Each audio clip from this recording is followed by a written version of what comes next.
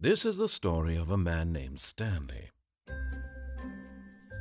Stanley worked for a company in a big building where he was employee number 427.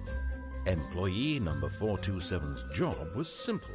He sat at his desk in room 427 and he pushed buttons on a keyboard. Orders came to him through a monitor on his desk, telling him what buttons to push, how long to push them, and in what order. This is what employee 427 did every day of every month of every year. And although others might have considered it soul-rending, Stanley relished every moment that the orders came in, as though he had been made exactly for this job. And Stanley was happy. And then one day, something very peculiar happened. Something that would forever change Stanley. Something he would never quite forget.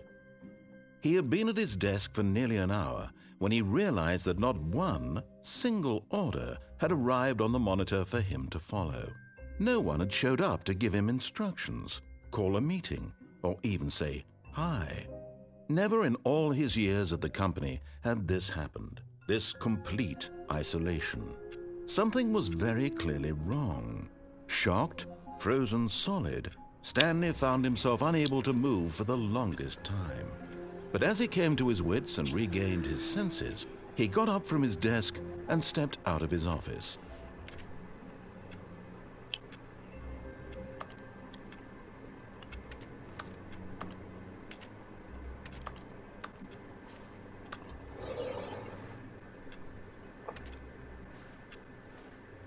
All of his co-workers were gone. What could it mean? Stanley decided to go to the meeting room. Perhaps he had simply missed a memo.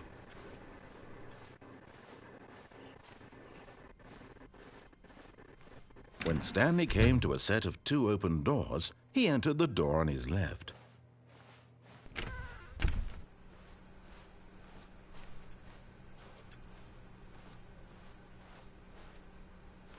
Yet there was not a single person here either. Feeling a wave of disbelief, Stanley decided to go up to his boss's office, hoping he might find an answer there.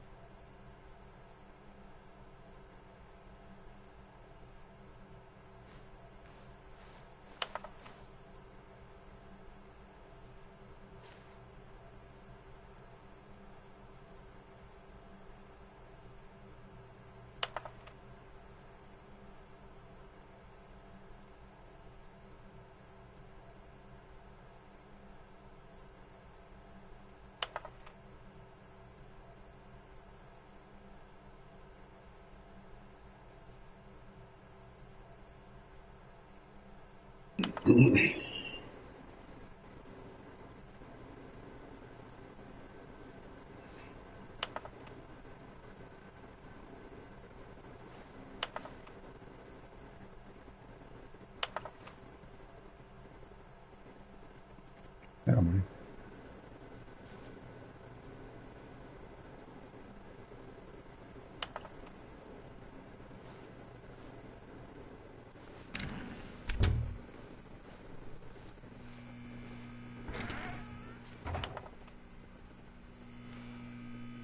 Stanley stepped into the broom closet, but there was nothing here, so he turned around and got back on track.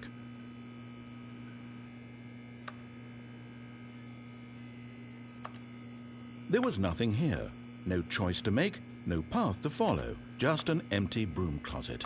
No reason to still be here.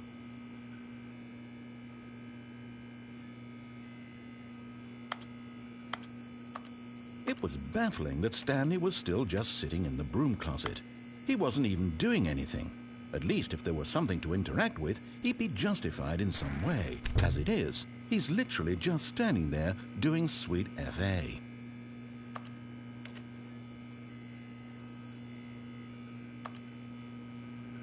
Are you really still in the broom closet? Standing around doing nothing? Why?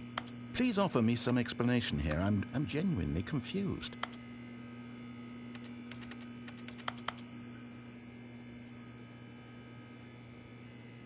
You do realize there's no choice or anything in here, right? If I'd said Stanley walked past the broom closet, At least you would have had a reason for exploring it to find out. But it didn't even occur to me because literally this closet is of absolutely no significance to the story whatsoever. I never would have thought to mention it.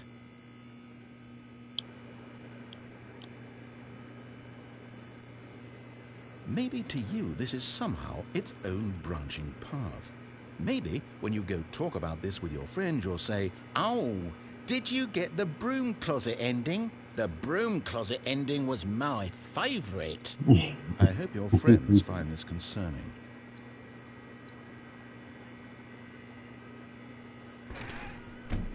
Stanley was fat and ugly and really, really stupid. He probably only got the job because of a family connection. That's how stupid he is. That or with drug money. Also, Stanley is addicted to drugs and hookers.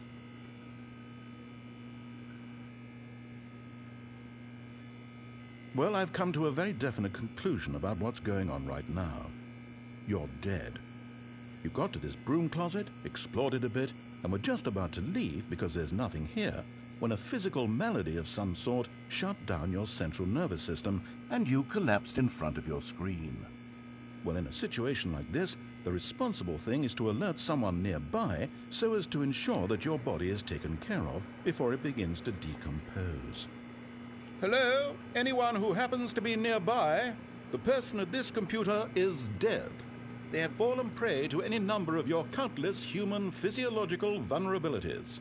It's indicative of the long-term sustainability of your species. Please remove their corpse from the area and instruct another human to take their place, making sure they understand basic first-person video game mechanics and filling them in on the history of narrative tropes in video gaming, so that the irony and insightful commentary of this game is not lost on them.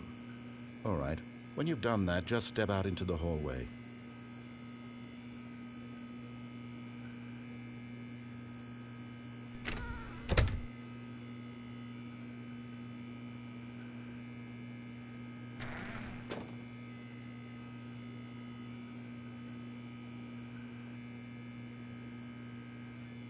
Ah, second player. It's good to have you on board.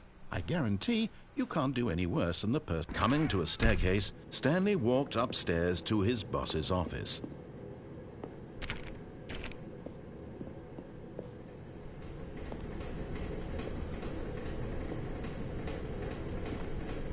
But Stanley just couldn't do it.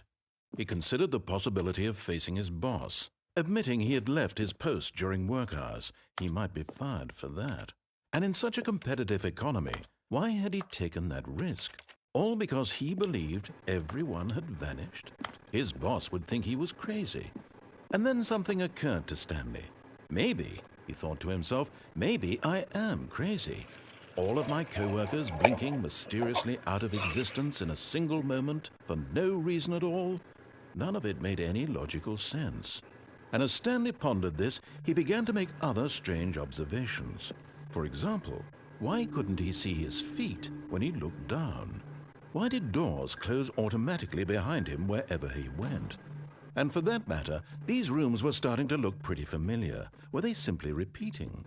No, Stanley said to himself, this is all too strange. This can't be real.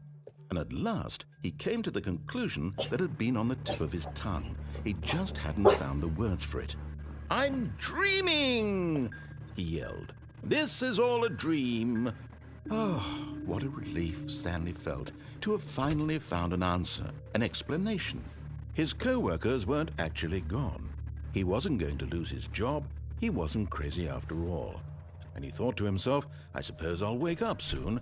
I'll have to go back to my boring real-life job pushing buttons. I may as well enjoy this while I'm still lucid. So he imagined himself flying and began to gently float above the ground. Then he imagined himself soaring through space on a magical starfield, and it too appeared. It was so much fun, and Stanley marveled that he had still not woken up. How was he remaining so lucid? And then perhaps the strangest question of them all entered Stanley's head. One he was amazed he hadn't asked himself sooner. Why is there a voice in my head dictating everything that I'm doing and thinking? Now the voice was describing itself being considered by Stanley, who found it particularly strange. I'm dreaming about a voice describing me, thinking about how it's describing my thoughts, he thought. And while he thought it all very odd and wondered if this voice spoke to all people in their dreams, the truth was that, of course, this was not a dream. How could it be? Was Stanley simply deceiving himself, believing that if he's asleep, he doesn't have to take responsibility for himself? Stanley is as awake right now as he's ever been in his life.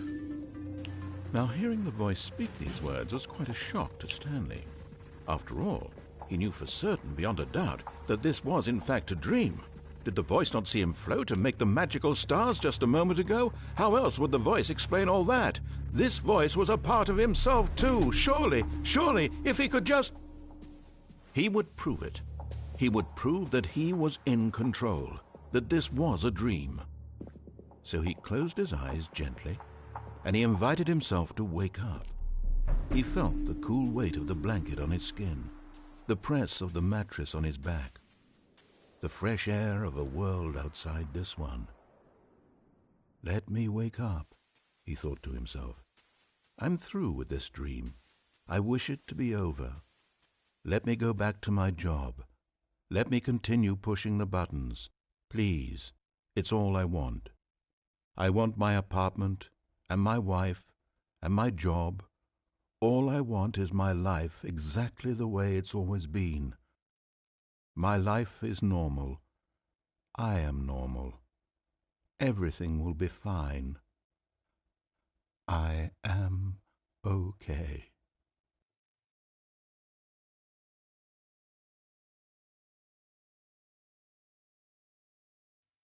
Stanley began screaming.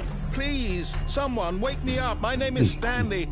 I have a boss. I have an office. I am real. Please, just someone tell me I am real. I must be real. I must be. Can anyone hear my voice? Who am I? Who am I? And everything went black.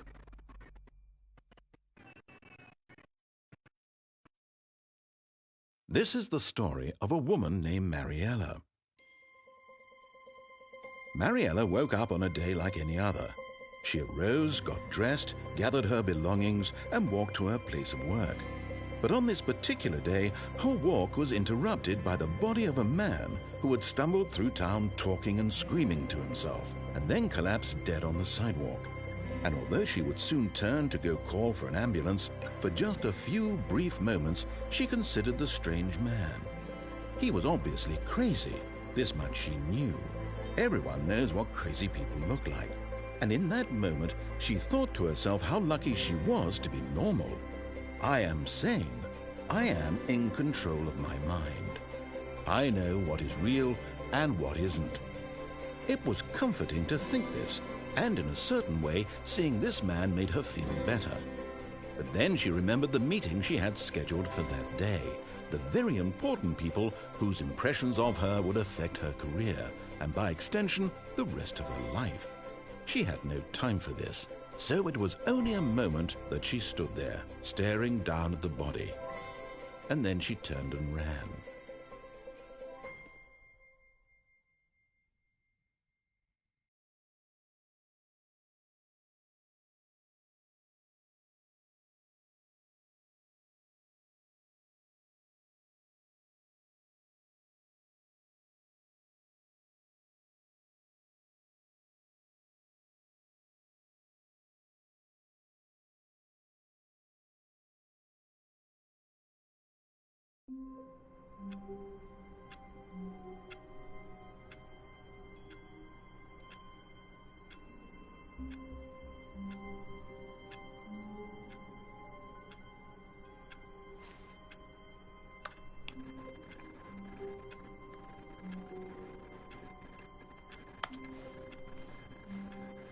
All of his co-workers were gone. What could it mean? Stanley decided to go to the meeting room. Perhaps he had simply missed a memo.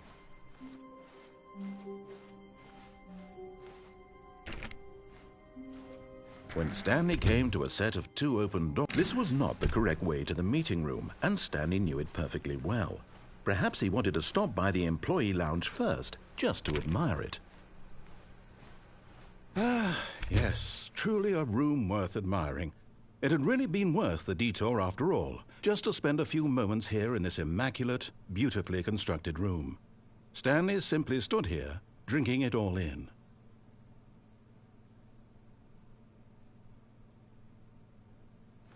But eager to get back to business, Stanley took the first open door on his left.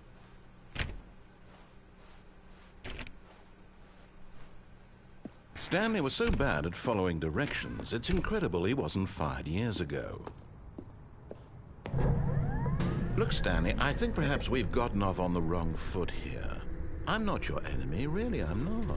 I realize that investing your trust in someone else can be difficult, but the fact is that the story has been about nothing but you all this time. There's someone you've been neglecting, Stanley. Someone you've forgotten about. What? Really? I was in the middle of something. Do you have zero consideration for others? Are you that convinced that I want something bad to happen to you? Why, I don't know how to convince you of this, but I really do want to help you, to show you something beautiful. Look, let me prove it. Let me prove that I'm on your side. Give me a chance.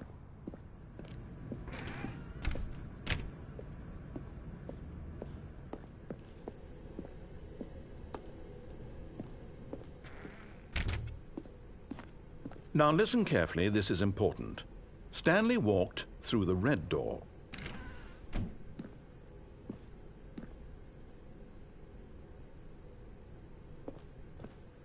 Oh, thank God you are willing to listen to me. Do you see that I really have wanted you to be happy all this time? The problem is all these choices. The two of us always trying to get somewhere that isn't here. Running and running and running, just the way you're doing right now. Don't you see that it's killing us, Stanley? I wanted to stop. We would both be so much happier if we just stopped. And I think I have a solution. Here, let me show you.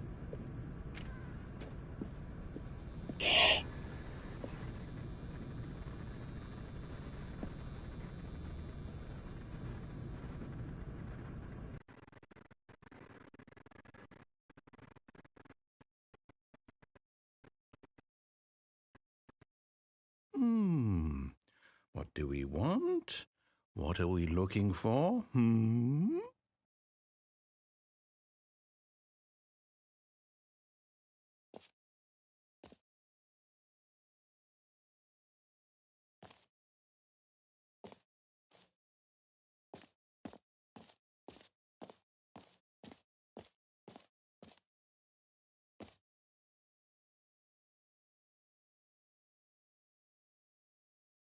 Here. Yes. Oh, it's beautiful, isn't it? If we just stay right here, right in this moment with this place, Stanley, I think I feel happy.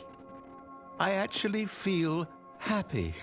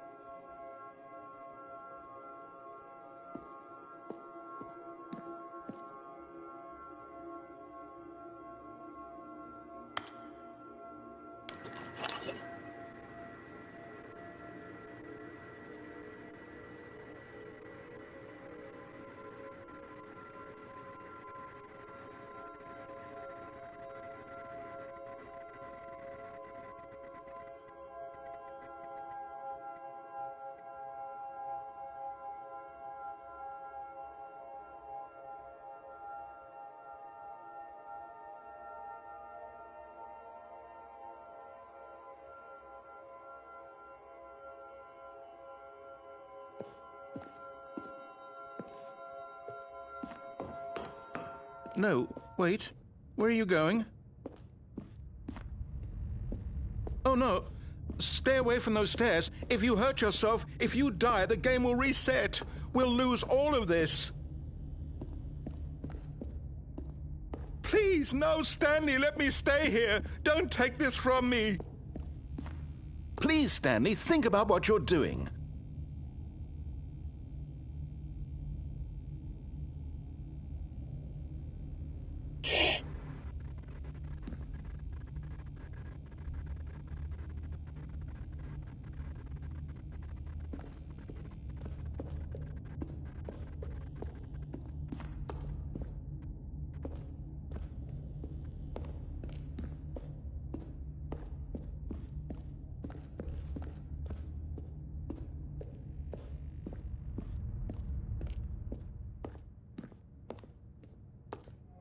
Good, good.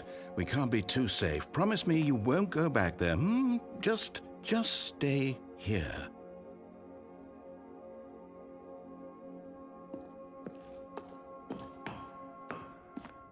No! What did we talk about? You're risking everything we achieved here.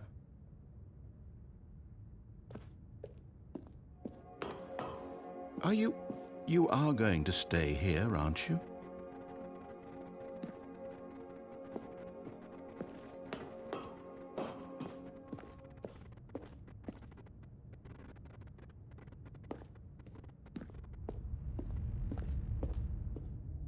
You heard me before, didn't you? You will die! What about this isn't getting through to you?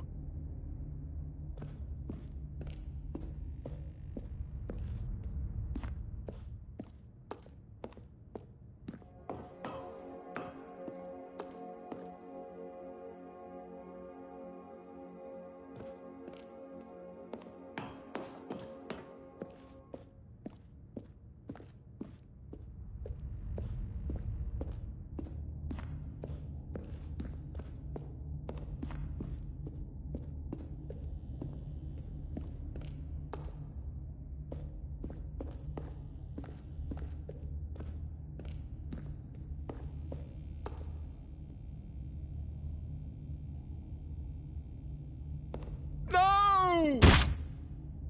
Oh, thank God you lived. You had me worried there for a moment. Now, can we please get back to the other room?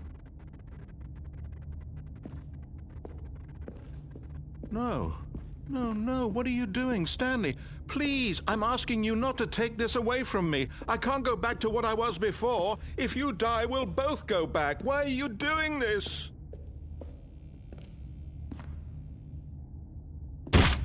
Stanley, let's go back to the other room. Can you do that for me?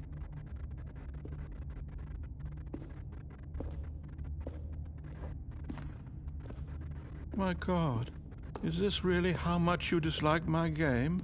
That you'll throw yourself from this platform over and over to be rid of it? You are literally willing to kill yourself to keep me from being happy. Am I reading the situation correctly?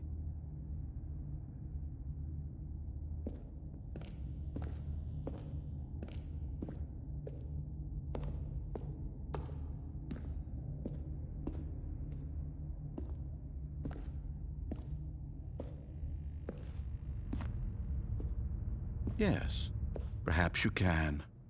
Perhaps you finally see what I'm talking about.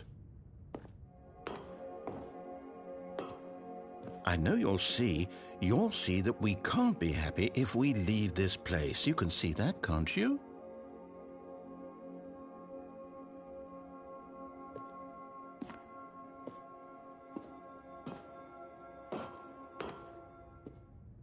No, perhaps not.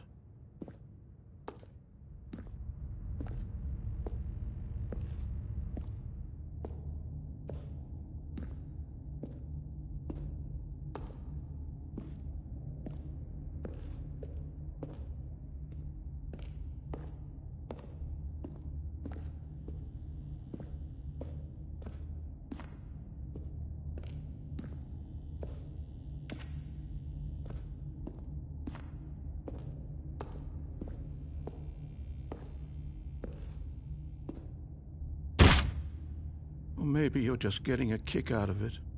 I don't know anymore. I just wanted us to get along. But I guess that was too much to ask. It looks like you wanted to make a choice after all. Well, this one is yours.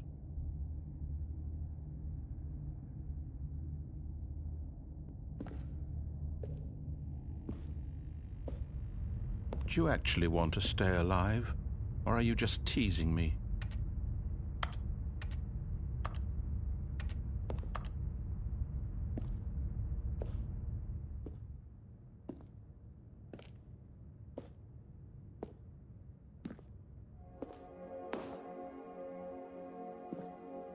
I wanted us to be happy here, Stanley. I really did. I still thought that was possible.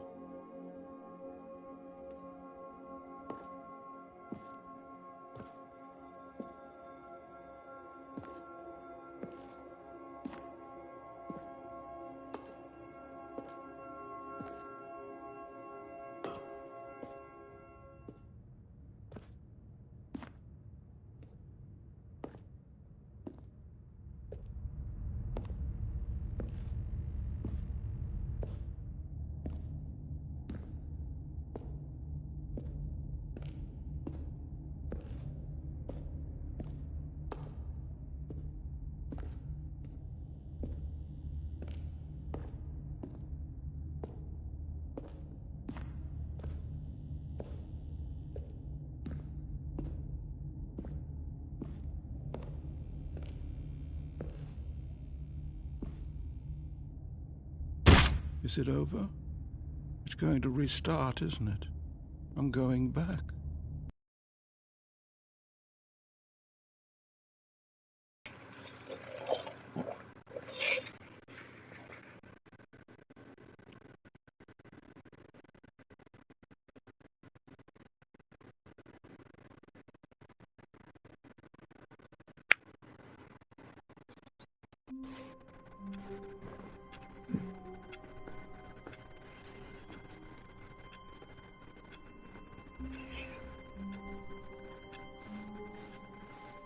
All of his co-workers were gone. What could it mean? Stanley decided to go to the meeting room. Perhaps he had simply missed a memo.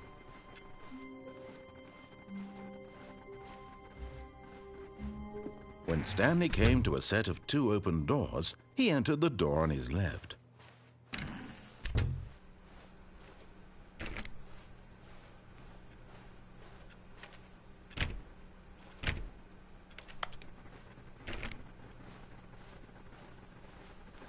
Yet there was not a single person here either.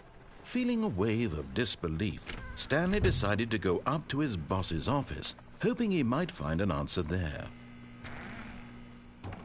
Oh no, no, not again. I won't be part of this. I'm not going to encourage you. I'm not going to say anything at all. I'm just going to be patient and wait for you to finish whatever it is you enjoy doing so much in this room. Please take your time.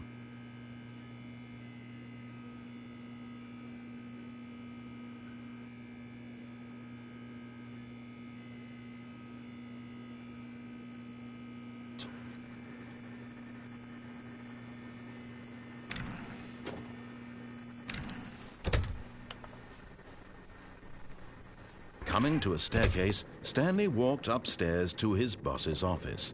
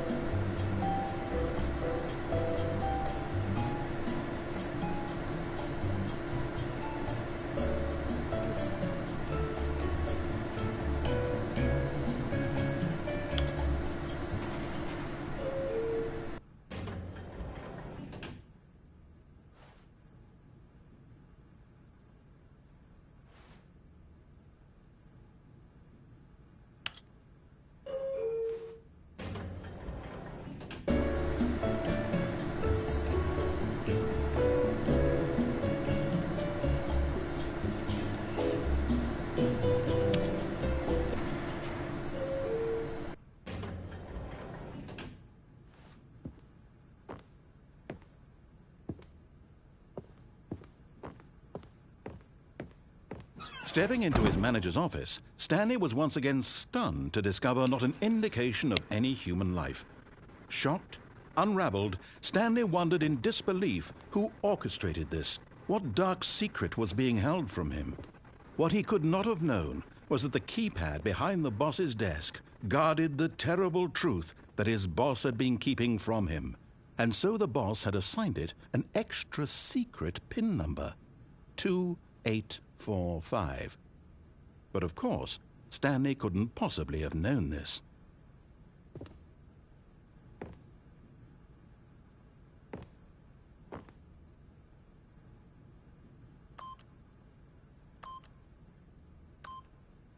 Stanley just sat around, yet incredibly, by simply pushing random buttons on the keypad, Stanley happened to input the correct code by sheer luck. Amazing. He stepped into the newly opened passageway.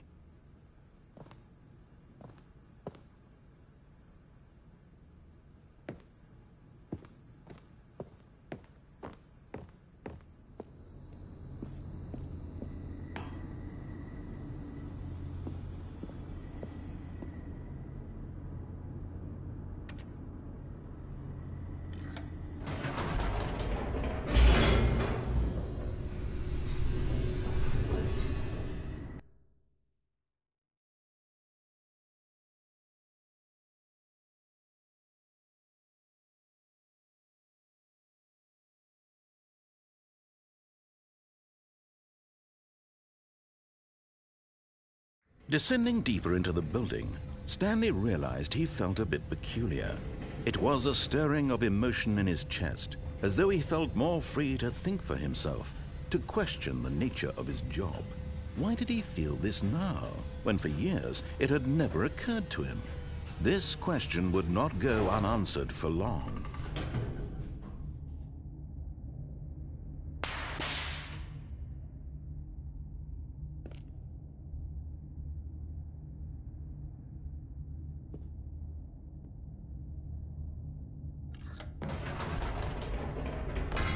Whoops, nope, never mind. Stanley actually got back into the elevator and went back up. Silly me.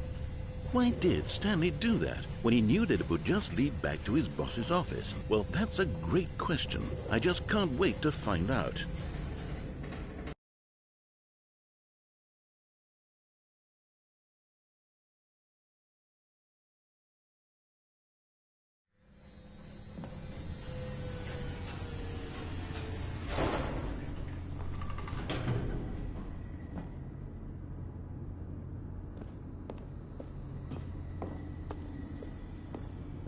Here we are, Stanley. It's your boss's office. Exactly the way it was before you got onto the elevator. It's still just exactly what it is. What a decision you've made to come up here and look at the office again.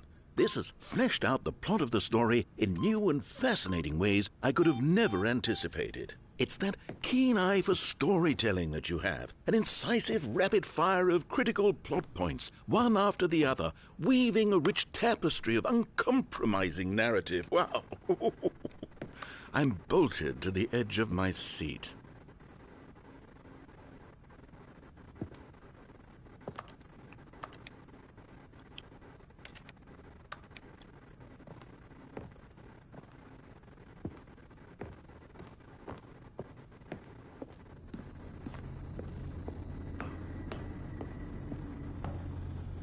Incredible.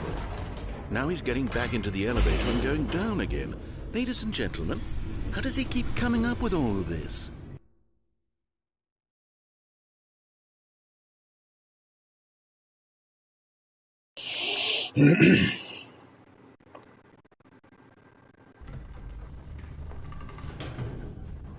Surely this time Stanley will walk forward into the spooky corridor, won't he?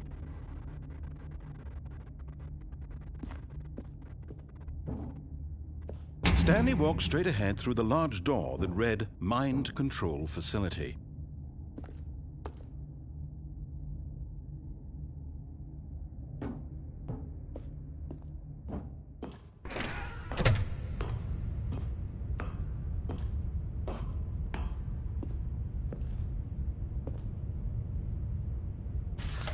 The lights rose on an enormous room packed with television screens.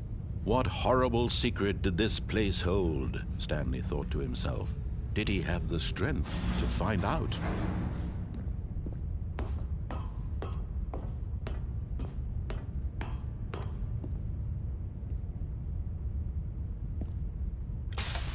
Now the monitors jumped to life, their true nature revealed. Each bore the number of an employee in the building, Stanley's co-workers. The lives of so many individuals reduced to images on a screen, and Stanley, one of them, eternally monitored in this place where freedom meant nothing.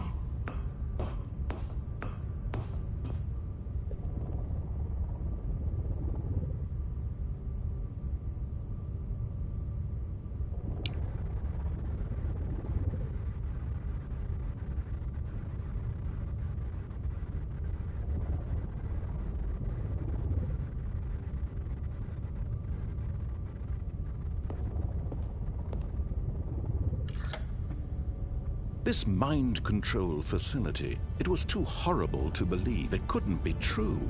Had Stanley really been under someone's control all this time? Was this the only reason he was happy with his boring job? That his emotions had been manipulated to accept it blindly? No, he refused to believe it. He couldn't accept it. His own life in someone else's control? Never! It was unthinkable, wasn't it? Was it even possible?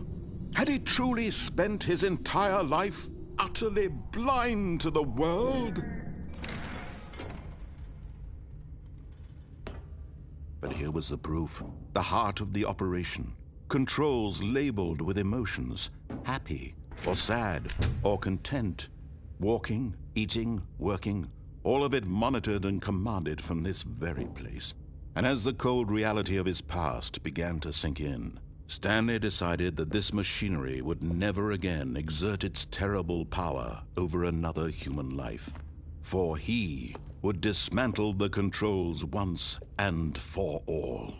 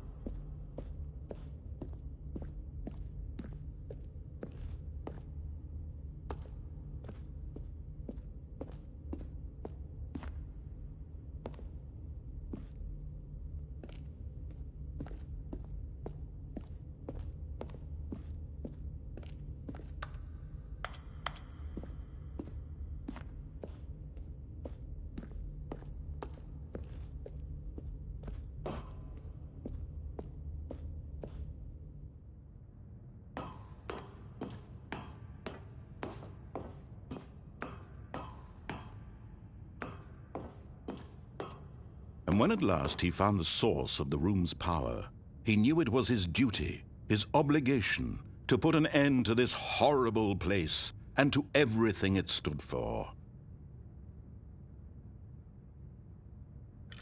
Oh, Stanley, you didn't just activate the controls, did you? After they kept you enslaved all these years, you go and you try to take control of the machine for yourself. Is that what you wanted? Control? Stanley, I applaud your effort, I really do. But you need to understand, there's only so much that machine can do. You were supposed to let it go, turn the controls off, and leave. If you want to throw my story off track, you're going to have to do much better than that. I'm afraid you don't have nearly the power you think you do. For example, and I believe you'll find this pertinent, Stanley suddenly realized he had just initiated the network's emergency detonation system. In the event that this machine is activated without proper DNA identification, nuclear detonators are said to explode, eliminating the entire complex. How long until detonation then? Let's say, 2 minutes. Now this is making things a little more fun, isn't it, Stanley? It's your time to shine. You are the star. It's your story now. Shape it to your heart's desires. Oh, this is much better than what I had in mind. What a shame we have so little time left to enjoy it. Mere moments until the bomb goes off. But what precious moments each one of them is. More time to talk about you, about me, where we're going, what all this means. I barely know where to start. What's that? You'd like to know where your co-workers are? A moment of solace before you're obliterated? All right, I'm in a good mood. You're gonna die anyway. I'll tell you exactly what happened to them. I erased them. I turned off the machine. I set you free. Of course, that was merely in this instance of the story. Sometimes when I tell it, I simply let you sit there in your office forever, pushing buttons endlessly and then dying alone. Other times, I let the office sink into the ground, swallowing everyone inside, or I let it burn to a crisp. I have to say this, though, this version of events has been rather amusing. Watching you try to make sense of everything and take back the control wrested away from you, it's quite rich. I almost hate to see it go. But I'm sure whatever I come up with on the next go-around will be even better. My goodness, only 34 seconds left. But I'm enjoying this so much. You know what? To hell with it. I'm going to put some extra time on the clock, why not? These are precious additional seconds, Stanley. Time doesn't grow on trees. Oh dear me, what's the matter, Stanley? Is it that you have no idea where you're going or what you're supposed to be doing right now? Or did you just assume when you saw that timer that something in this room was capable of turning it off? I mean, look at you. Running from button to button, screen to screen, clicking on every little thing in this room. These numbered buttons, no, these colored ones. Or maybe this big red button, or this door. Everything, anything, something here will save me. Why would you think that, Stanley? That this video game can be beaten? Won? Solved? Do you have any idea what your purpose in this place is? Stanley, you're in for quite a disappointment. But here's a spoiler for you. That timer isn't a catalyst to keep the action moving along.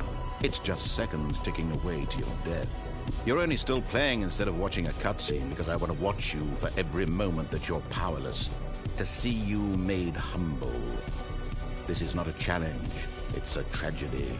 You wanted to control this world, that's fine. But I'm going to destroy it first, so you can't. Take a look at the clock, Stanley. That's 30 seconds you have left to struggle. 30 seconds until a big boom and then nothing. No ending here, just you being blown to pieces.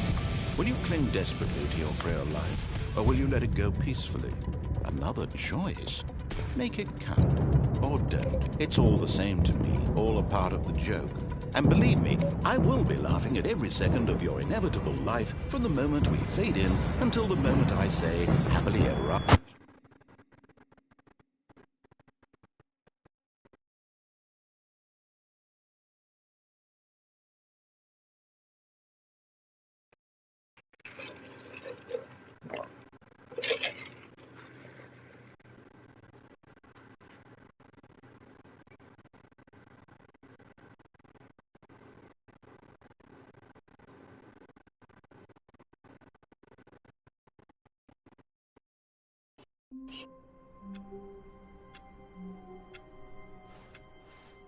All of his co-workers were gone.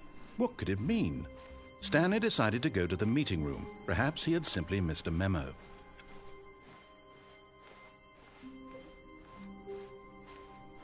When Stanley came to a set of 2 open doors, this was not the correct way to the meeting room, and Stanley knew it perfectly well. Perhaps he wanted to stop by the employee lounge first, just to admire it. Wow, yes, this room. But eager to get back to business, Stanley took the first open door on his left.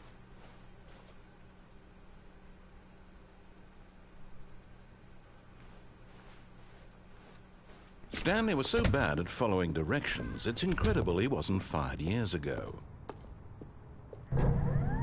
Look, Stanley, I think perhaps we've gotten off on the wrong foot here. I'm not your enemy, really, I'm not. I realize that investing your trust in someone else can be difficult, but the fact is that the story has been about nothing but you all this time. There's someone you've been neglecting, Stanley. Someone you've forgotten about. Please, stop trying to make every decision by yourself.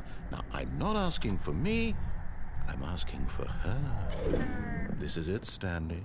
Your chance to redeem yourself, to put your work aside, to let her back into your life. She's been waiting. That's her, Stanley.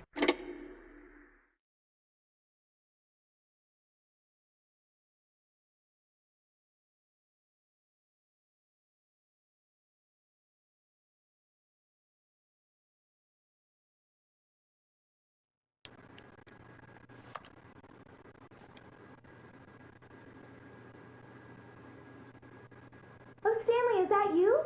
Hold on, sweetie. Sorry to keep you waiting. I'm just pulling the bread out of the oven. All right.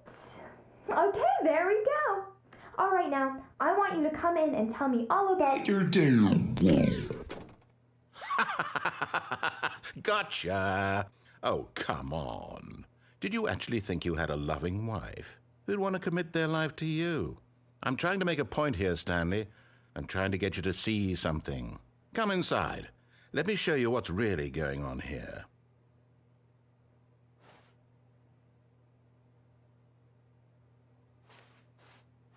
Sorry, but you're in my story now.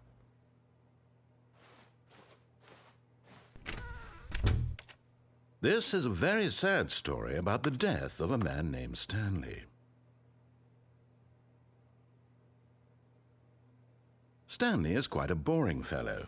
He has a job that demands nothing of him, and every button that he pushes is a reminder of the inconsequential nature of his existence. Look at him there, pushing buttons, doing exactly what he's told to do. Now he's pushing a button. Now he's eating lunch. Now he's going home. Now he's coming back to work. One might even feel sorry for him, except that he's chosen this life.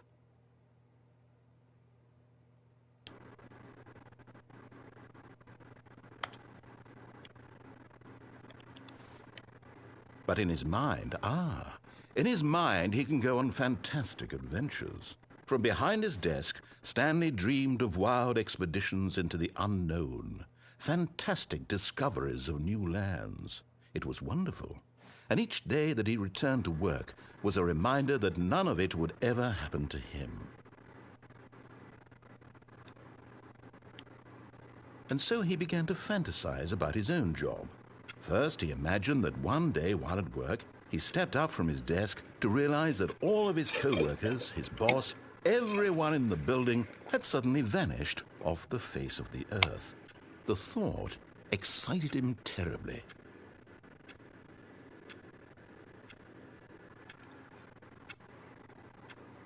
So he went further. He imagined that he came to two open doors and that he could go through either.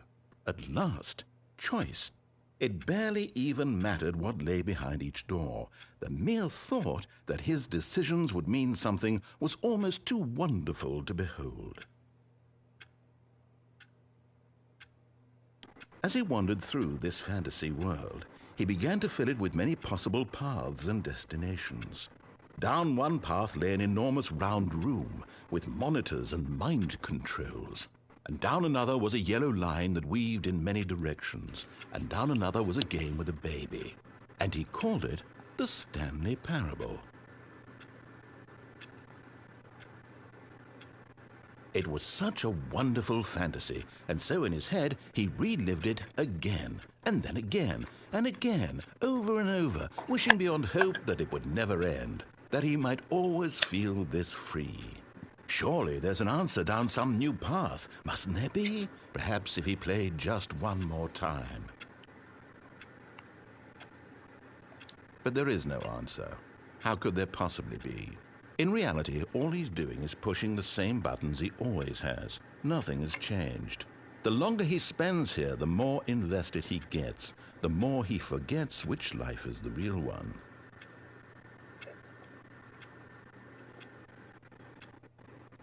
And I'm trying to tell him this, that in this world he can never be anything but an observer, that as long as he remains here, he's slowly killing himself. But he won't listen to me. He won't stop. Here, watch this. Stanley, the next time the screen asks you to push a button, do not do it.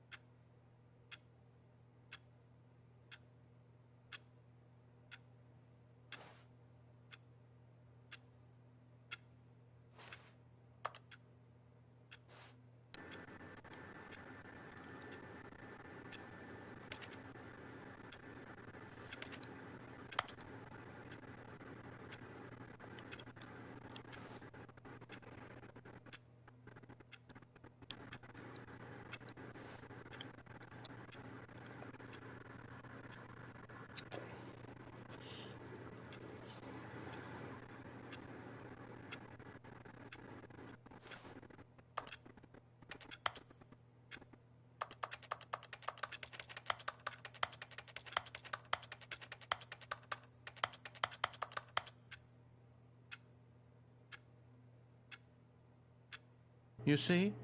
Can he just not hear me? How can I tell him in a way that he'll understand that every second he remains here, he's electing to kill himself? How can I get him to see what I see? How can I make him look at himself?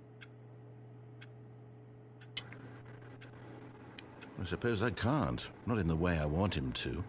But I don't make the rules. I simply play to my intended purpose, the same as Stanley. We're not so different, I suppose. I'll try once more to convey all this to him. I'm compelled to. I must. Perhaps, well, maybe this time he'll see. Maybe this time. And I tried again, and Stanley pushed a button. And I tried again, and Stanley pushed a button. And I tried.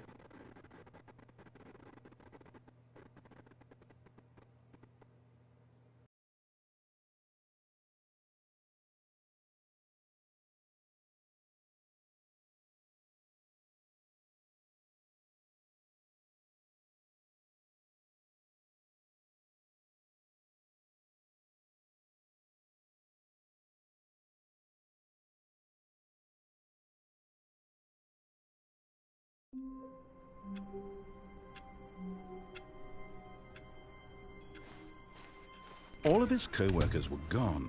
What could it mean? Stanley decided to go to the meeting room. Perhaps he had simply missed a memo.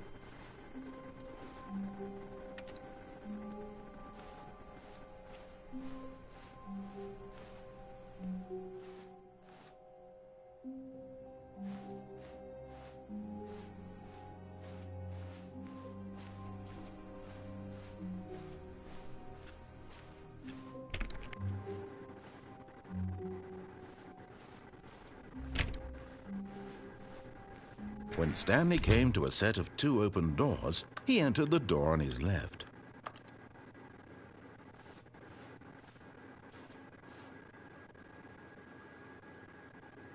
This was not the correct way to the meeting room, and Stanley knew it perfectly well. Perhaps he wanted to stop by the employee lounge first, just to admire it. The lounge was sublime, a work of art. But eager to get back to business, Stanley took the first open door on his left.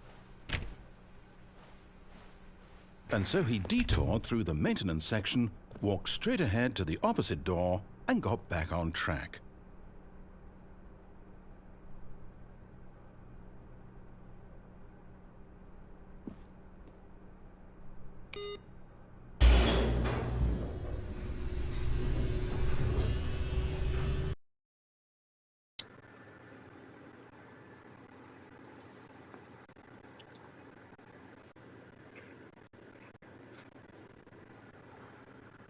But Stanley didn't want to go back to the office. He wanted to wander about and get even further off track. So now in order to get back, he needed to go, from here it's, left.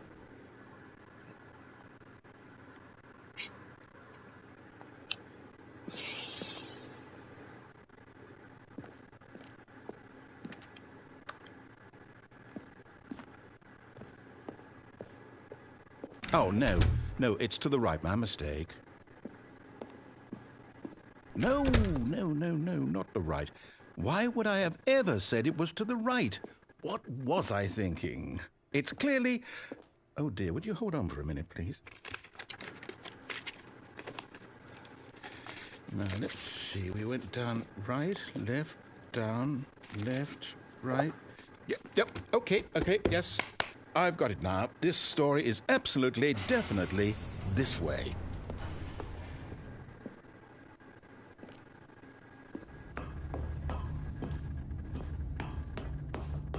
No. This isn't right at all. You're not supposed to be here yet. This is all a spoiler. Quick, Stanley, close your eyes. Okay. We just have to get back to, oh, who am I kidding? It's all rubbish now.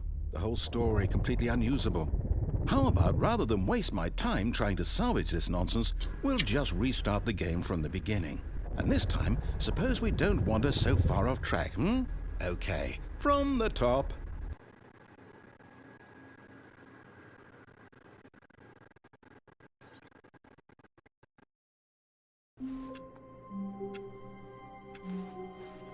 All of his co-workers were gone. What could it mean? Stanley decided to go to the meeting room. Perhaps he had simply missed a memo.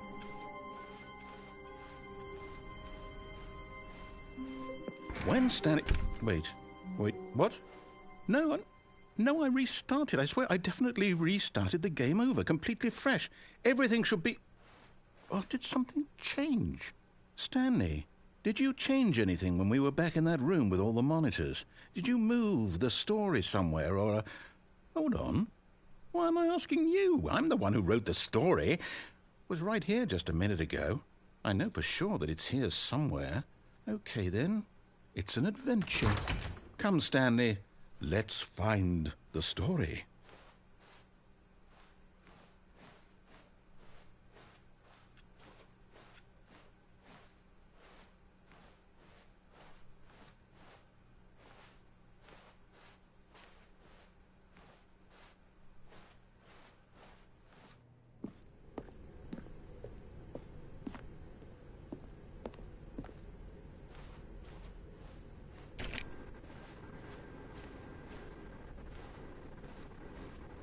I'll say it.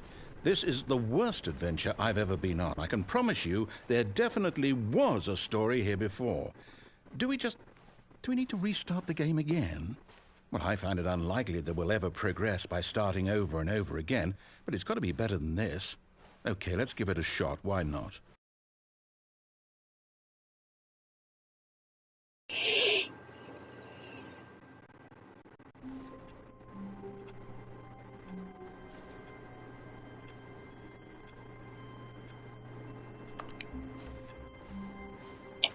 All of his co-workers were gone. What could it mean? Stanley decided to go to the meeting room. Perhaps he had simply missed a memo.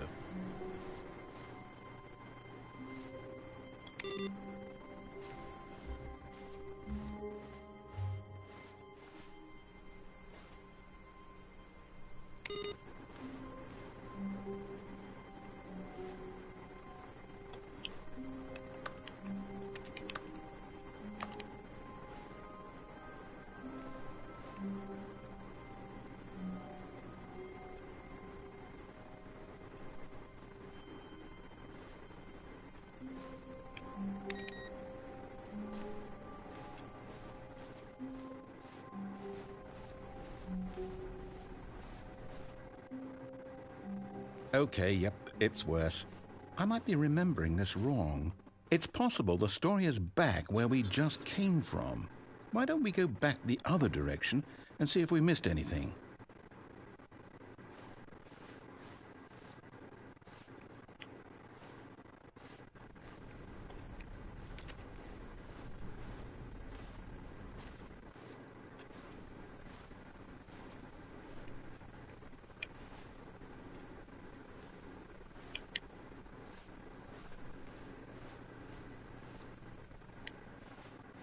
Aha! I knew we'd miss something. The story. Here it comes. No, wait, never mind. Not the story. Okay, let's head back the other way and retrace our steps.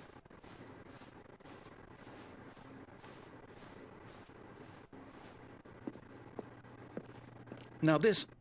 Well, I'll be honest, I don't recognize this place at all. Is this the story? I don't think so.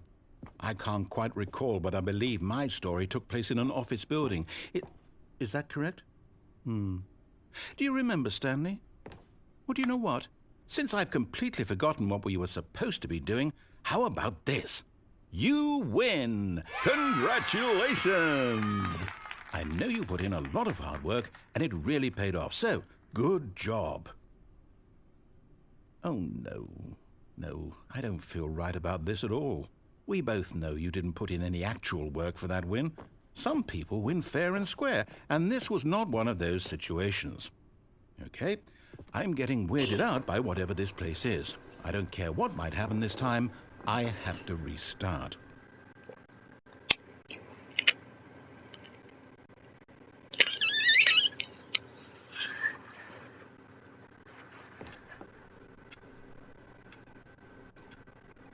All right. I've got a solution. This time, to make sure we don't get lost, I've employed the help of the Stanley Parable Adventure Line. Just follow the line. How simple is that?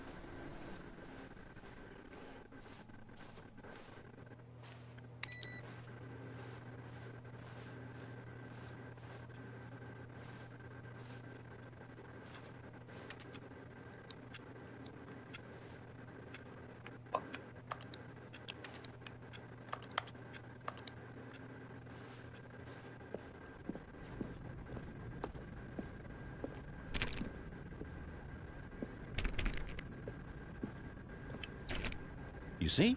The line knows where the story is. It's over in this direction. Onward, Stanley, to destiny. Though, here's a thought. Wouldn't wherever we end up be our destination, even if there's no story there? Or to put it another way, is the story of no destination still a story?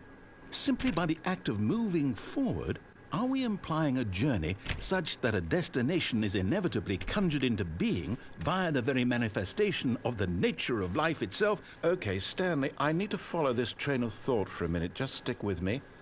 Now, we can both agree that the nature of existence is in fact a byproduct of one's subjective experience of that existence, right? Okay, now if my experience of your existence rests inside of your subjective experience of this office, is this office, in fact, the skeleton of my own relative experiential mental subjective construct? Whoa. Hang on. That got a bit weird back there. Well, I'd like to apologize. Not sure where I was going with all that. You know what? I think what we need right now is a bit of music to lighten the mood.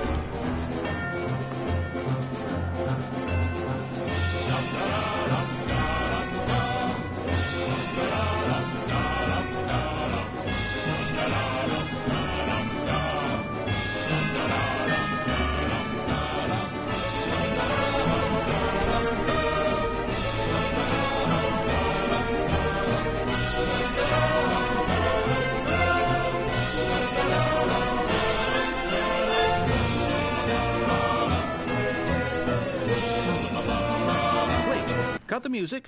Go back and look at that fern. Stanley, this fern will be very important later in the story. Make sure you study it closely and remember it carefully. You won't want to miss anything.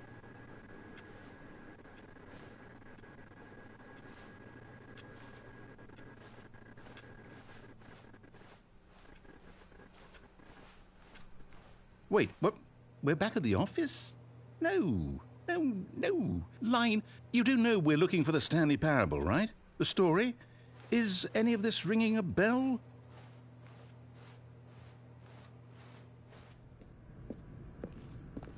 Oh, no, not again, Line. How could you have done this to us? And after we trusted you, after everything we've been through, you... Oh, I can't take this anymore. To hell with it. Restart.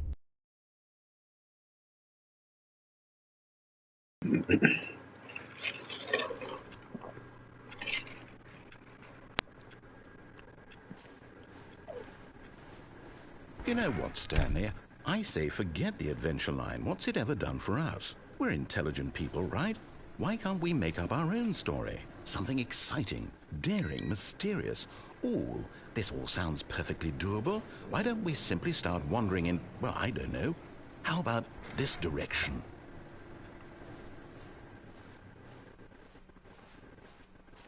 Now, yes, this is exciting. Just me and Stanley forging a new path, a new story. Well, it could be anything. What do you want our story to be? Go wild. Use your imagination. Whatever it might be, Stanley, I'm ready for it. Oh, no, not you again. Stanley, I'd also like to veto the line from having any role in our awesome new story. No lines or monitor rooms. Just don't acknowledge it, and we should be fine.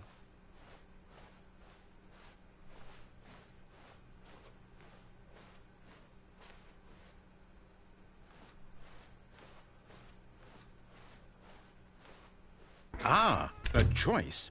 We get to make a decision. From here, the story is in our control. How important we mustn't squander the opportunity. In fact, I believe I need a minute to think here. Just walk in circles for a minute. Okay, so I know that each door has to lead somewhere, which means that somewhere, the place where we're trying to go, there must be a reverse door that leads here. And that in turn means that our destination corresponds with the counter-inverted reverse door's origin. So starting from the right, let us ask, will taking the right door lead us to where we're going? And since the answer is clearly yes, then by all accounts, the door on the right is the correct one. Another victory for logic. Come, Stanley, our destiny awaits.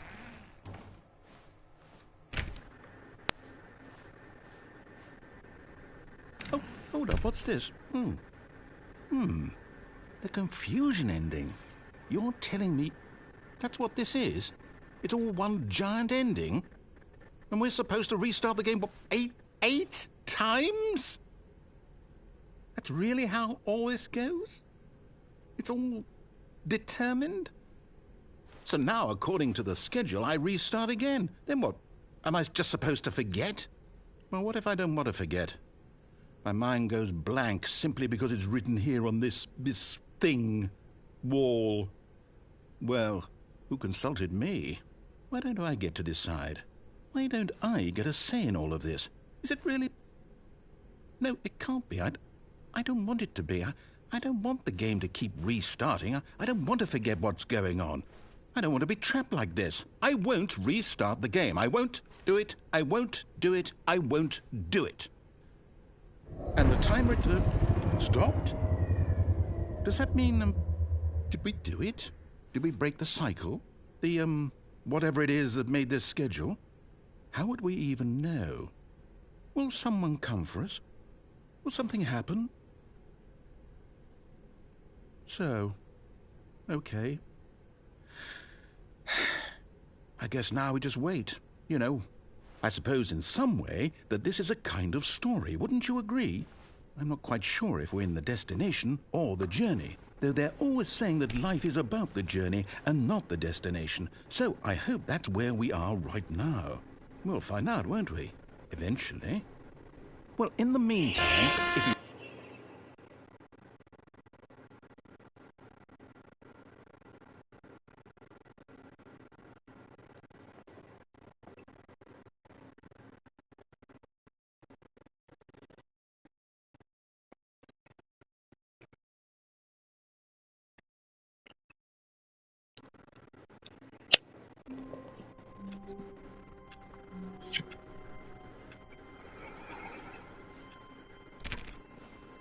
All of his co-workers were gone.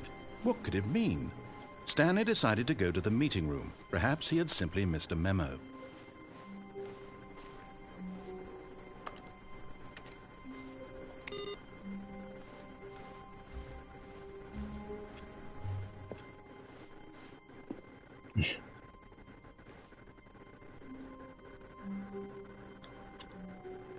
Oh, new content? What does that mean, new content?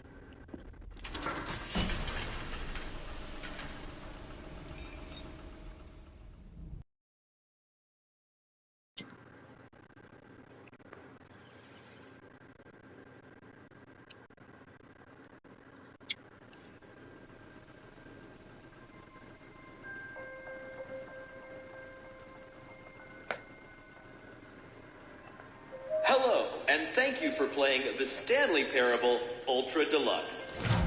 As you may know, the Stanley Parable was a video game released in 2013 on home computers.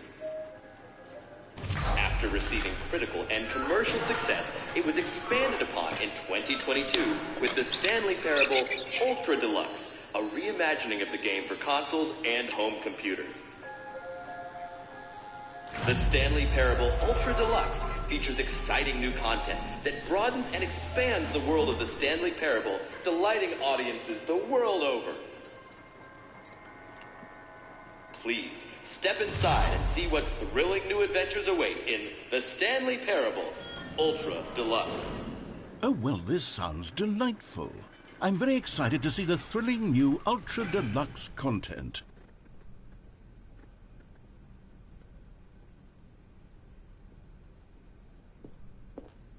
Okay, so far it's an elevator. Nothing special yet, but I'm sure it's just the beginning of a mesmerizing adventure.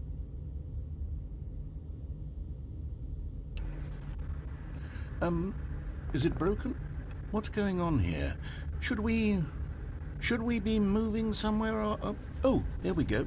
All right, finally, at long last, it's on to the new content. I've never been more ready. Let's do it.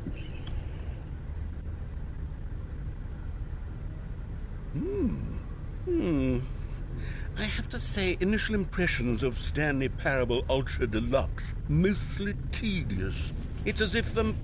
Oh, okay. Let's see the content. Give me the content, Stanley.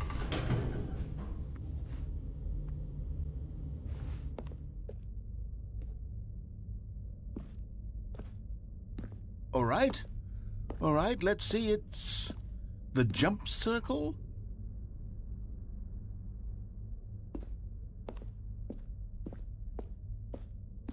Is that it? Surely that's not all the new content. There has to be something else, right?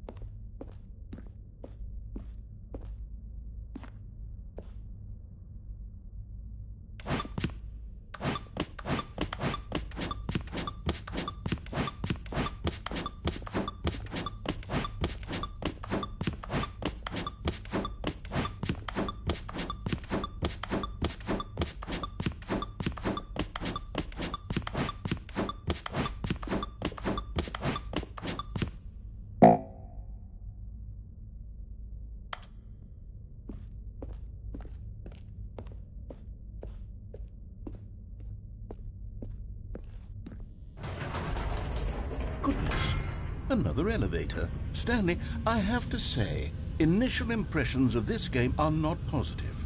It's just elevators and jumping. Is this what passes for exciting new content? If this is new content, then I could just read you the whole dictionary. There's 20 hours of new content right there. Hell, I could count to 30 trillion. You could put that on the box. The Stanley Parable Ultra Deluxe, now with over 1,000 hours of new content. And if... Oh, wait. There's more. Very good. Yes. I knew there had to be something else. Let's see it. I'm ready for whatever it is.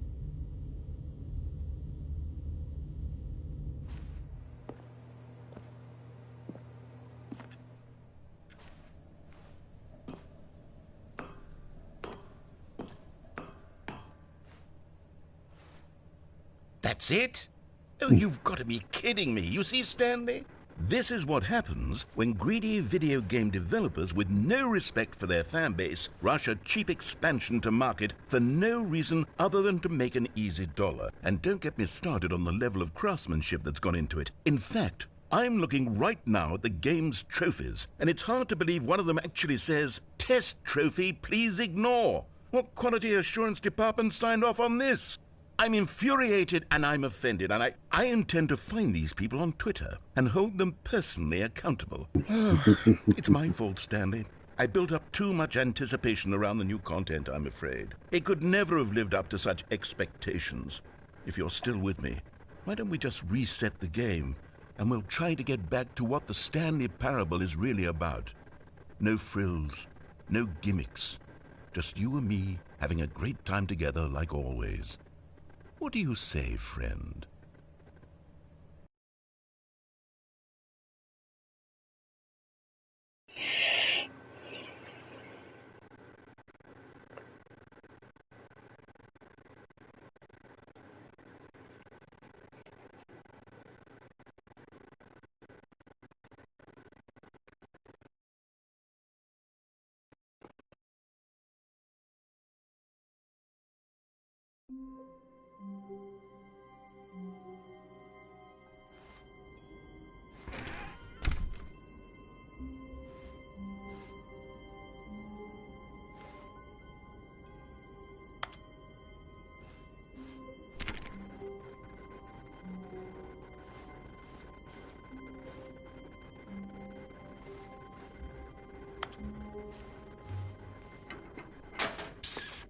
Stanley, come over here. In the vent. I want to show you something. Oh, you don't want to see the cool surprise I made for you? Well, fine. You're a dork anyway, so who cares?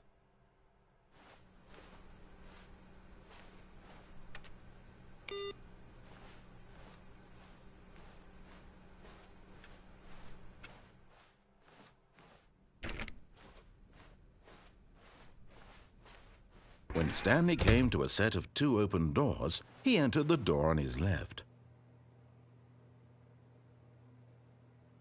This was not the correct way to the meeting room, and Stanley knew it perfectly well. Perhaps he wanted to stop by the employee lounge first, just to admire it. Standing now in this incredible room, Stanley for the first, but eager to get back to business, Stanley took the first open door on his left.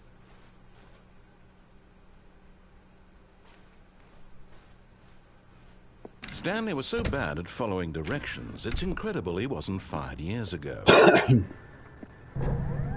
Look, Stanley, I think perhaps we've gotten off on the wrong foot here. I'm not your enemy, really, I'm not. I realize that investing your trust in someone else can be difficult, but the fact is that the story has been about nothing but you all this time. There's someone you've been neglecting, Stanley. Someone you've forgotten about. What? Really?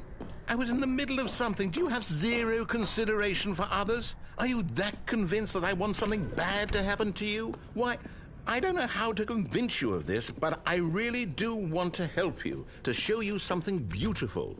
Look, let me prove it. Let me prove that I'm on your side. Give me a chance. Now listen carefully, this is important. Stanley walked through the red door. Aha, perhaps you misunderstood. Stanley walked through the red door.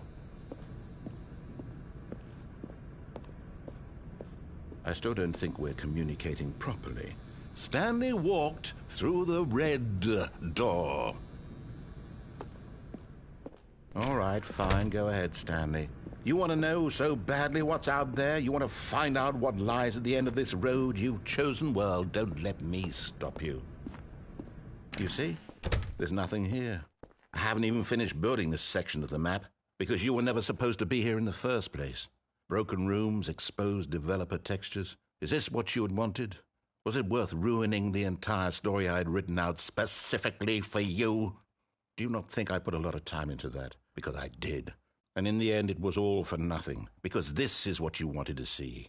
Help me here, Stanley. Help elucidate these strange and unknowable desires of yours. What would have made this game better? What did you want to see? Vehicles? Skill trees? Work with me. You've given me absolutely nothing so far.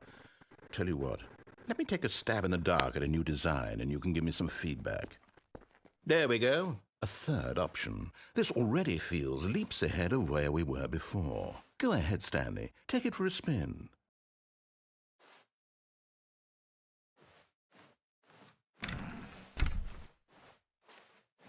Okay, I'm going to stop you there. Now, tell me about your experience with this new version. Would you say that the game benefited from allowing you more choices? Feel free to be honest. I'm looking for some real critical feedback here. Aha! You see, I knew I was onto something. Where do these flashes of inspiration come from? How did I know the game needed a third door? Well, it's instinct mostly, a calling in your gut. I really couldn't say where the idea came from, except that I felt it in my soul. You can't teach that, Stanley. Don't even try. Here, based on the data from your previous playthrough, I've compiled a new version. And to be perfectly candid, I think I've knocked it out of the park with this one. Let's take a look.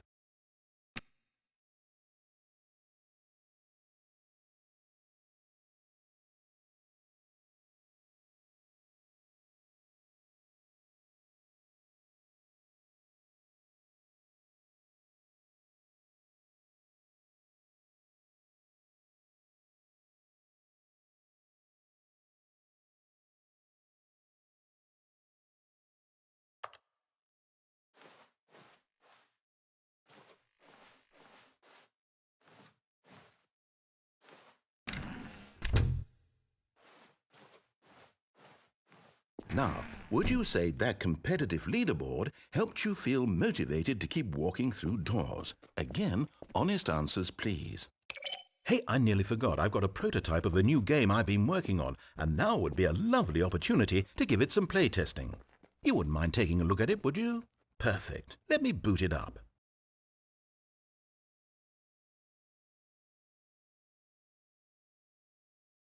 In this game, the baby crawls left towards danger. You click the button to move him back to the right, and if he reaches the fire, you fail. It's a very meaningful game, all about the desperation and tedium of endlessly confronting the demands of family life. I think the art world will really take notice. But of course, the message of the game only becomes clear once you've been playing it for about 4 hours. So why don't you give it 4 hours of play to make sure it's effective? Be sure to keep notes on your experience.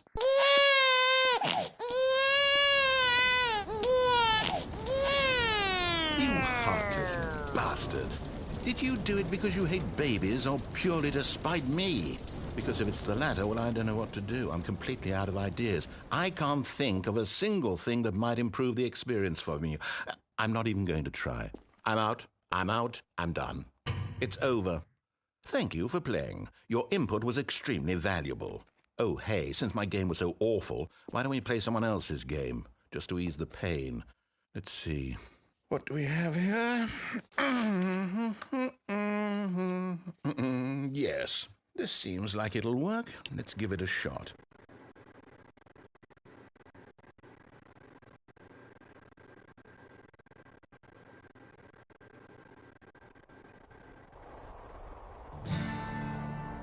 Aha! Fascinating.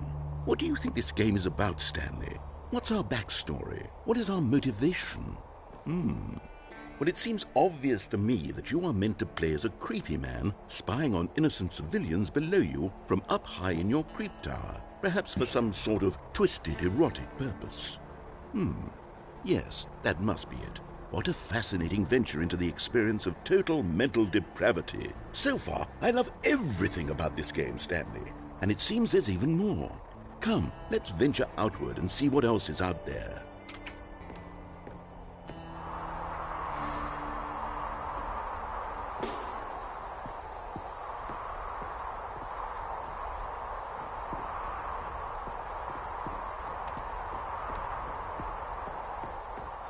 Oh, no. No, it can't be. It is. It's an open world game. Good God, quickly, block it off. Oh, thank goodness, Stanley. What a close call.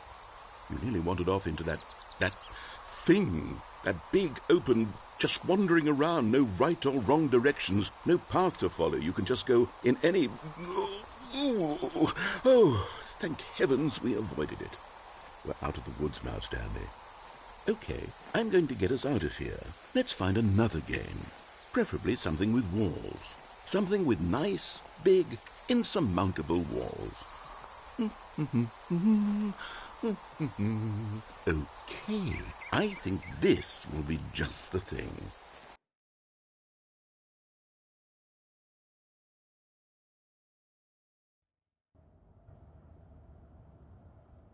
Wonderful. See, this is exactly what I had in mind. Just a nice big box for you to run around in. There isn't any possibility that you could get lost here. Now this is game design. Stanley, if you manage to get lost in this game, I will be phenomenally impressed. Okay, so what exactly do we do here? Let's see. There are lots of cars here in the back, but obviously there's no racetrack. Okay, I'm seeing that there's a ball of some kind back here. Is this game sports ball? Stanley, I think it's sports ball. Oh, what fun. We shall run the bases and do a touchdown together? Yes, I think surely we must. Okay, Stanley, here's the ball. Have fun.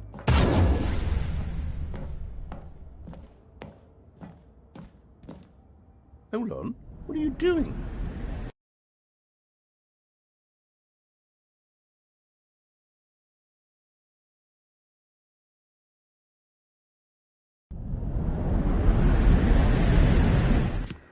Stanley, don't do that. I can't follow you there. I can't help you. How will you write a story without me? You can't do...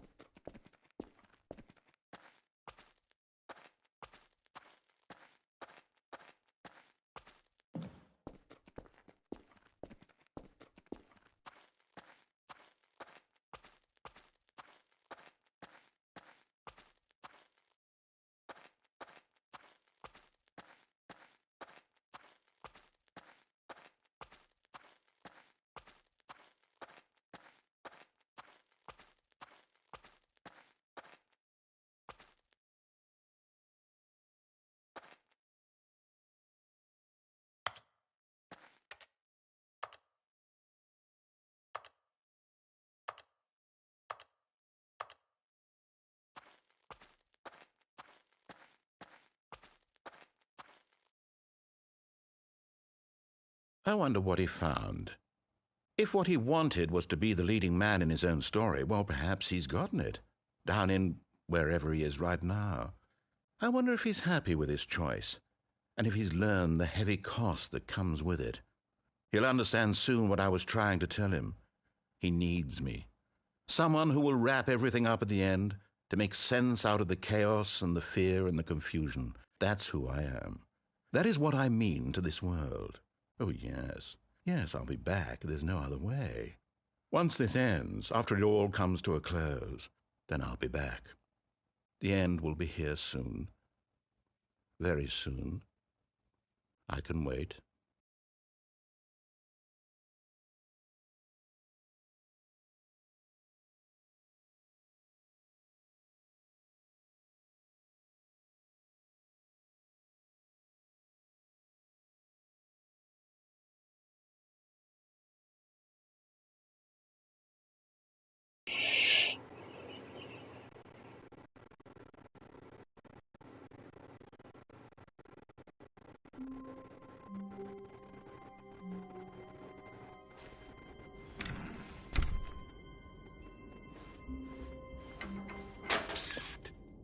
Stanley, come over here. In the vent. I want to show you something.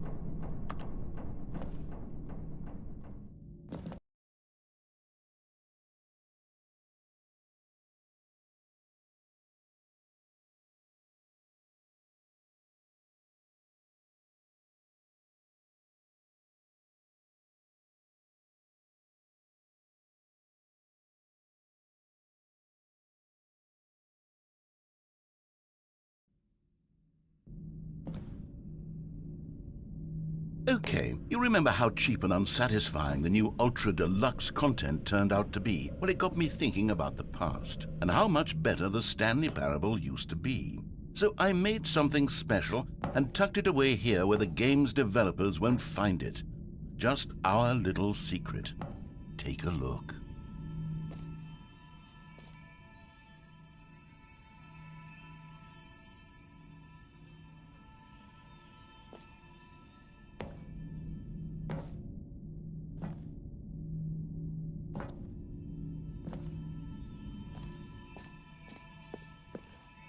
I call it the Memory Zone. It's where I've been storing all my favorite memories so I can relive the peak experiences of my life whenever I want. Experiences like the launch of the Stanley Parable on PC. You see, Stanley, doesn't the Memory Zone remind you of how wonderful Stanley Parable was before it was sullied with a cheap PlayStation port? Remember back in October of 2013, when the game originally launched? Back then, video games had integrity. Back then, it all meant something. Oh, the waste.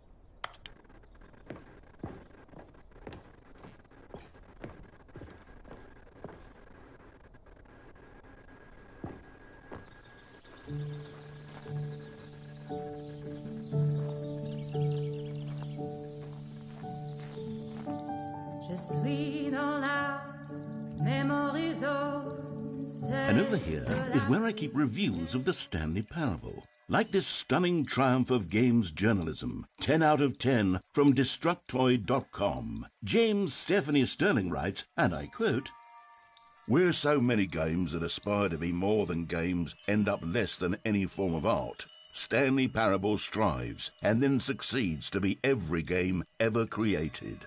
Did you hear that, Stanley? Every game ever created. That's how grand and all-encompassing the original Stanley Parable was. It was literally every game ever created. It was Skyrim, it was Persona 3, it was all of them, and now it's nothing. It's no games at all.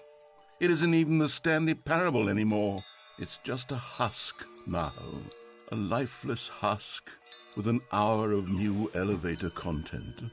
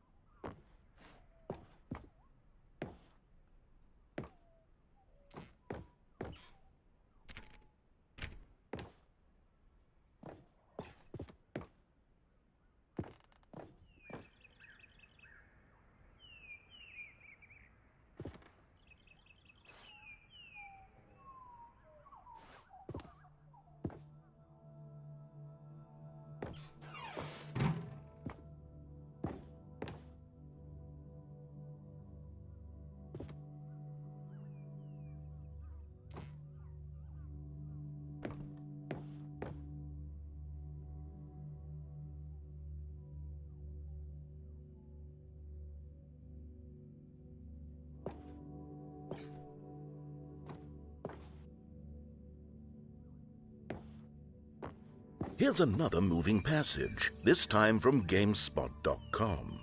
The Stanley Parable is both a richly stimulating commentary on the nature of choice in games and one that offers some of the most enjoyable, surprising, and rewarding choices I've ever been confronted with in a game. 9 out of 10. Don't you get it, Stanley? The game was perfect.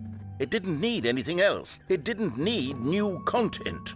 All they had to do was transport it in pristine condition along to the PlayStation, boom, done. And they couldn't even do that. Couldn't resist the urge to go meddling with a beloved franchise.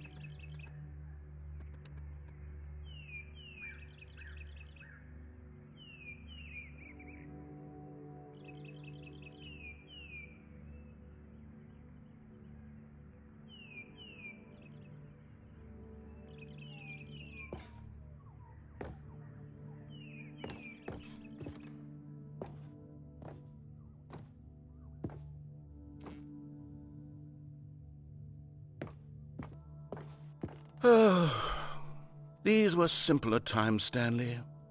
But I wouldn't give to go back to have it all over again.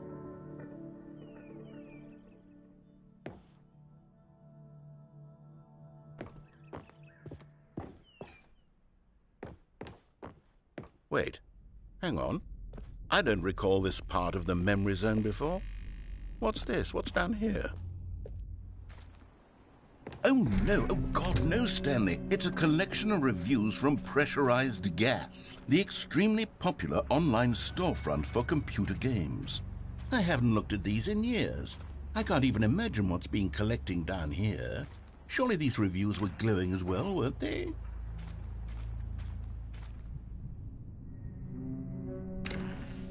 Honestly, I could not be bothered to play this game to full completion. The narrator is obnoxious and unfunny, with his humor and dialogue proving to be more irritating than entertaining. Unfunny! funny. I'm not trying to be funny. I'm trying to make a serious work of art. I suppose I could write up a handful of gags to insert into the Stanley Parable, but the game is already such a densely layered web of profound philosophical insights that I can't even imagine where I'd have the room to stick them.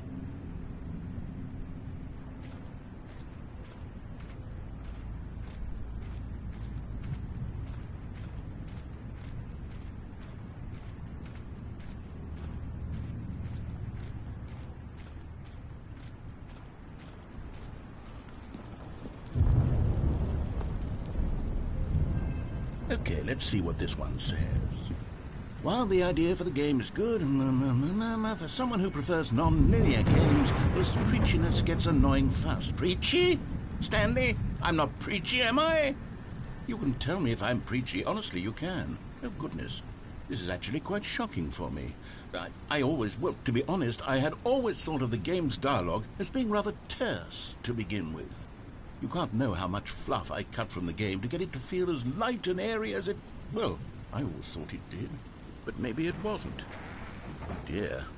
What an awful memory to have to hold on to. These black marks on my otherwise unimpeachable track record.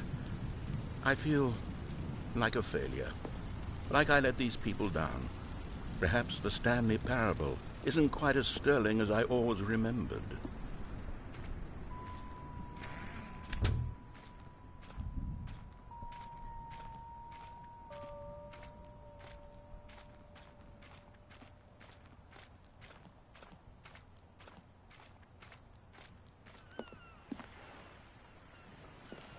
What's this one got to say? You constantly have to stop doing anything so the narrator can catch up with his long-winded explanations of what's happening. I wish there was a skip button. A skip button? Well, yes. Yes, I think we can do that. If I'm truly too preachy, then maybe letting you skip ahead for just a moment, surely it couldn't hurt. Not if it means we can strike these negative reviews from the record. Only positive reviews of the Stanley Parable. That's my motto today, and it's always been my motto. I'd do anything for the customer, Stanley. Yes, a skip button we shall have.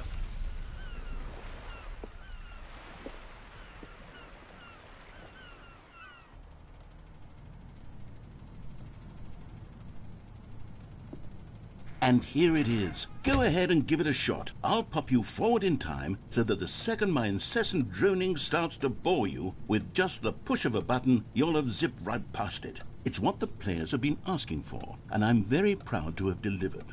No more listening to me rambling on and on and on. No. The Stanley Parable is a game for the people, and if the people want silence, then by goodness, that's what they're going to get. Well, don't sit around waiting for me to shut up. Go ahead and make me shut up. Here, we'll pretend that I've just begun an interminable monologue, and it goes something like this. The story and the choices, or what have you, and therefore by becoming it is, so on and so forth, until inevitably, we all until the end of time, at which time everything all at once, so, now you see, blah blah blah blah blah blah blah blah blah blah blah blah blah blah blah. We've eaten too much and it can't be just yet, no, until 245. But the logic of elimination working backwards, the deduction therefore becomes impossible to manufacture. It went on for nearly 10,000 years, until just yesterday, here and there, forward and back, and never a moment before lunchtime. It can't be. It's the only thing there is. How many billions left until so much more than forever ago? Which is why I say... the story and the choices, or what have you, and therefore by becoming it is, so on and so forth, until inevitably, we all until the end of time, at which time everything all at once, so, now you see, blah blah blah blah blah blah blah blah blah blah blah blah blah blah blah. We've eaten too much and it can't be just yet, no, until 245. But the logic of elimination working backwards, the deduction therefore becomes impossible to manufacture. It went on for nearly 10,000 years, until... Oh, you're back, you see. You were only frozen in time for a few minutes, but it was plenty of time for me to deliver a long, rambling monologue full of unnecessary verbal flourishes and lengthy ruminations on the nature of choice in video games.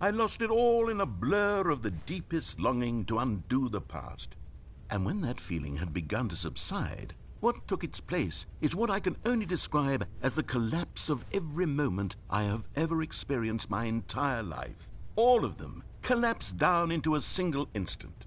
In that instant, I could see myself clearly, calmly, with a collected heart.